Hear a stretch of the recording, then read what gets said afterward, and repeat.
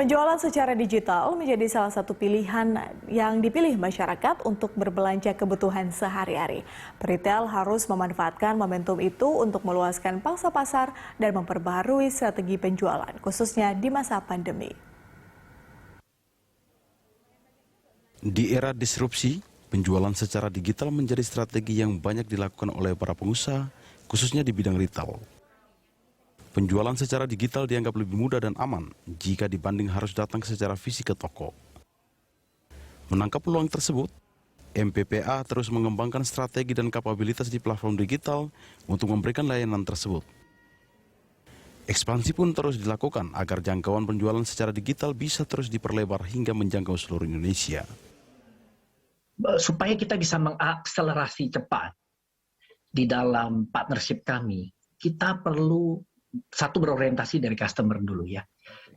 Kita tahu kita harus layani cepat, ya, karena kita kan mau menjaga kualitas produk dan kita mau memenuhi kebutuhan secara cepat. Untuk melakukan hal itu, kita perlu memiliki suatu kerangka kerja yang sama. Ya, betul. Ya. Maka di kami kita memikirkan terus bagaimana cara paling mudah melayani customer dengan operasional kami yang kuat, maka kita bikinkan suatu kerangka yang sama untuk semua partner-partner kami. Ya, dan kita meyakinkan mereka untuk mengadopsi bisnis model kami. Ya, setelah mereka bisa itu cuma copy and paste kan Pak ya? Benar. Copy and paste. Makanya kalau Anda lihat secara ya Anda bisa Google mungkin ya, secara ekspansif kita terus menambah dan kita belum berhenti Pak. Kita akan terus berbeda karena kenapa? Karena segitu kita simpati ingin menjangkau customer ini supaya belanja lebih aman, nyaman dan higienis lah intinya seperti itu. Untuk memperluas jangkauan, pihak MPPA mengajak berbagai platform e-commerce untuk bergabung dalam jaringan besar yang dimiliki oleh para peritel MPPA. Hal ini mampu menjadi kesempatan besar mengingat fokus penjualan retail di Indonesia masih terfokus di Pulau Jawa. MPPA sendiri telah bekerja sama dengan berbagai platform e-commerce dan super app seperti Gojek untuk mempermudah layanan belanja online tersebut. Kita ini tersedia tadi disebut di 72 kota. Kita punya cabang sebanyak 112, itu siap melayani semua. Nah, yang kita lihat di sini adalah so far memang kebanyakan fokus sales atau penjualan online ini masih terfokus di Pulau Jawa. Nah, padahal kita nggak boleh lupa bahwa kita sudah jangkau itu. Sumatera, Kalimantan, ya kan, Maluku, Sulawesi, bahkan sampai ke Papua. Gitu. Jadi bahkan ini juga kita banyak diskusi dengan partner kita, ya para pemain marketplace. Ayo kamu buka dong, perlebar dong di sana gitu ya. Karena even dengan 112 toko yang kita punya itu, kita sudah jalan dengan hypermart online, tapi belum semua marketplace tersedia di seluruh cabang gerai yang kita punya itu.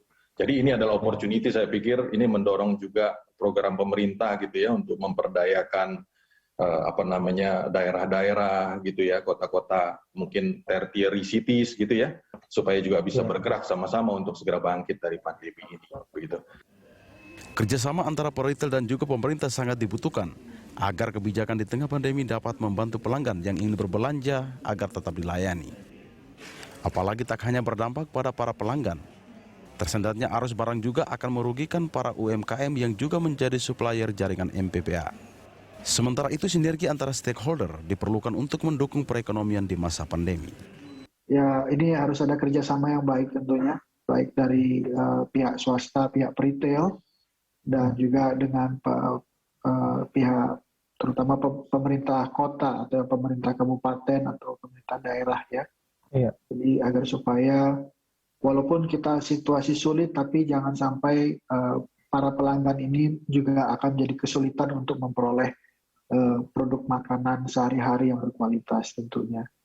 Dan karena retail ini sebenarnya dari hulu sampai hilir, tentunya dengan keberlangsungan ini juga mendukung para UMKM yang ada karena itu dia. Sebagian daripada pemasok kami juga UMKM. Jadi kalau kami macet misalnya UMKM juga banyak yang akan macet, gitu kan? Ya. Jadi dengan adanya satu kesinambungan ini tentunya agar supaya hal seperti ini yang diperlukan oleh perekonomian kita, ya, perekonomian Indonesia agar supaya bisa cepat pulih tentunya.